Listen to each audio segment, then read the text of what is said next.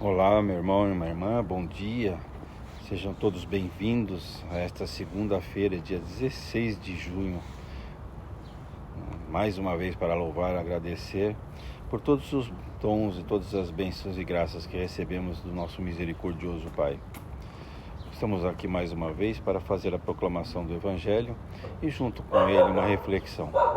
Nós estamos em nome do Pai, do Filho e do Espírito Santo. Amém. Proclamação do Evangelho de Jesus Cristo segundo Mateus. Glória a vós, Senhor. Naquele tempo, disse Jesus aos seus discípulos: ouvistes o que foi dito, olho por olho e dente por dente. Eu, porém, vos digo, não enfrenteis quem é malvado. Pelo contrário, se alguém te dá um tapa na face direita, oferece-lhe também a esquerda. Se alguém quiser abrir um processo para tomar a tua túnica, dá-lhe também o manto. Se alguém te forçar a andar 1 quilômetro, anda 2 com ele.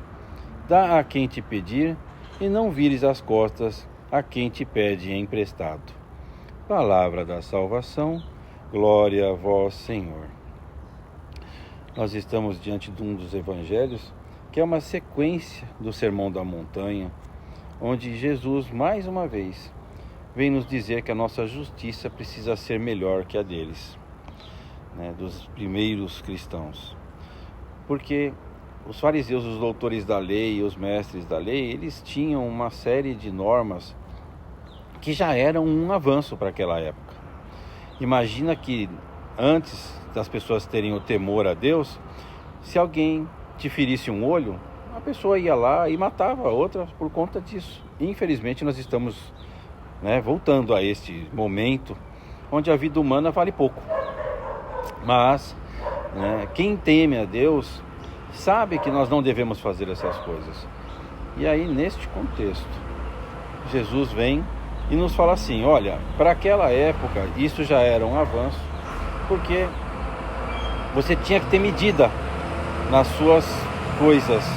Então não podia simplesmente tomar demais para não ser injusto na minha própria justiça.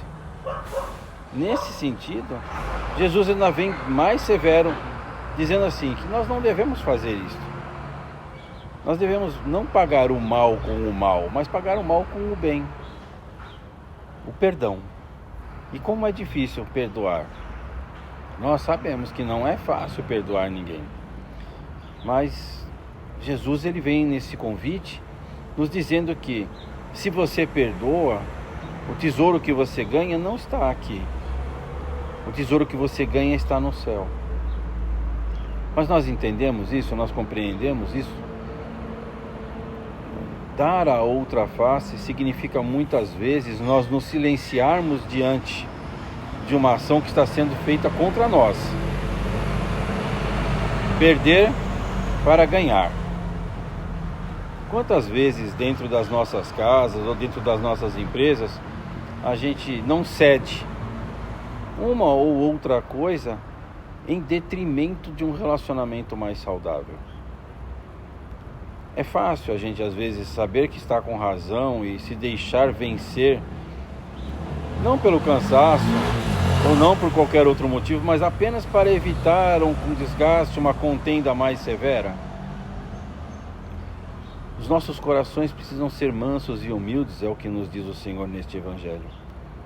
Se alguém entra contra você no processo, igual está aqui para tomar sua túnica, ou para fazer você, obrigar você a caminhar com ele 1 quilômetro, dê o dobro. Entrega sem medo. Deus provê, Deus proverá, sua misericórdia jamais faltará. E aí, olhando nesse sentido e nesse aspecto, acaba sendo fácil para nós cristãos, quando nós nos dedicamos a esta ação, de não retribuir pior ou na mesma medida, como era feito antigamente. Mas o cristão precisa entender e compreender que única e exclusivamente através da ação da misericórdia, da graça e da paz de Deus, unidos ao amor do Espírito Santo e de Jesus Cristo, nós conseguimos vencer muitas etapas onde nos é colocado um confrontamento, onde nós precisamos ter a cabeça no lugar e muitas vezes a paciência muito afiada para conseguir vencer esses desafios, que são muitas vezes responder à altura de uma pergunta, responder à altura de uma intimação, responder à altura de uma acusação. Quem já não foi acusado injustamente?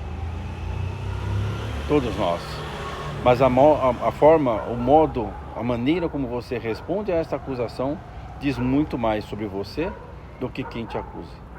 Não adianta eu falar que eu sou cristão e eu rebater a todas as acusações da mesma forma como elas vieram contra mim. É muito mais sábio e muito mais previdencial nós seguirmos a Sagrada Escritura, que nos alega e nos informa que o cristão verdadeiro, ele não se deixa abater por injúrias, por calúnias ou por difamações. Jesus Cristo foi difamado, Jesus Cristo foi caluniado, Jesus Cristo foi preso e morto, defendendo a verdade que ele sempre proclamou. Jesus foi morto, inclusive, porque ele não mudou uma vírgula do que ele falou. Sejamos então imitadores desse Jesus que sempre nos chama à conversão, esse Jesus que sempre nos chama à caridade, esse Jesus que sempre nos chama a nos movermos em relação e em direção ao próximo e ao reino de Deus. Não é fácil ser cristão. Poderíamos ter escolhido diferentes formas de vida, mas já que nós somos, vivamos isso na plenitude da palavra, na plenitude do Evangelho. Não nos podemos deixar abater, nem simplesmente deixar de viver o Evangelho como lhe é pedido. Jesus, ele nos entrega, desde a semana passada, várias explicações sobre como ser cristão.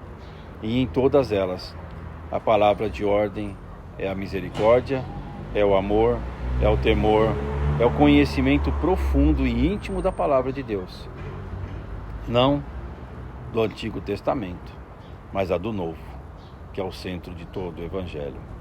Vivamos então de acordo com esta norma que o próprio Cristo nos entrega e vem nos entregando, que a nossa justiça seja maior e melhor do que a justiça dos antigos e que nós vamos nos aperfeiçoando em mantermos um coração manso e humilde, assim como aquele milagre de Lanciano, que sempre nos surpreende e sempre nos intriga em como aquele pedaço do corpo de Cristo se encontra vivo até hoje. Então nós precisamos compreender, entender e viver este Evangelho que nós proclamamos. Tantas vezes a gente se encoleriza porque alguém fala alguma coisa contra nós ou faz alguma coisa contra nós. Mas nós precisamos compreender mais ainda que o erro pode ser do outro, mas o acerto precisa ser nosso. E o acerto é este: não retribuir o mal com o mal, mas sim pagar o mal com o salário do bem. Louvado seja nosso Senhor Jesus Cristo, para sempre seja louvado. Que por intercessão de Nossa Senhora Conceição Aparecida, desça sobre cada um de nós e as nossas famílias a bênção de Deus Todo-Poderoso, Ele que é Pai, Filho e Espírito Santo. Amém. E eu reforço a todos que nenhum canal da mídia substitui a missa. Participe da missa sempre que for possível, para que você possa comungar da palavra e do corpo do Cristo, e assim manter a sua comunhão mais afiada e mais acertada. Uma ótima segunda-feira para todos, que Deus abençoe.